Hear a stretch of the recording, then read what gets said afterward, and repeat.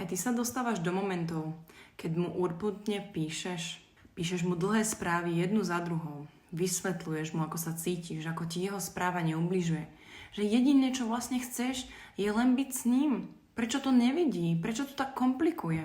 Píšeš mu a vysvetľuješ mu, ako si neváži všetko to, čo pre neho robíš a ako dlho máš ešte čakať. Koľko času mu máš ešte dať, aby to všetko pochopil? Že už nevládzeš. Máš pocit, že sa dusíš vo vlastných slovách, vo vlastných nádejach, ktoré nikdy nikam nevedú. A on prečíta si to. Možno ti niečo napíše, pár slov a možno sa ani neozve. A ty zasa čakáš. Analyzuješ jeho odpoveď alebo ticho. Premýšľaš, čo si mohla napísať inak, aby to konečne pochopil. Ale pravda je taká, že ak by chcel, už by to dávno vedel a videl. Ak by chcel, nemusela by si mu nič vysvetľovať. No tak čo? Ako dlho ešte?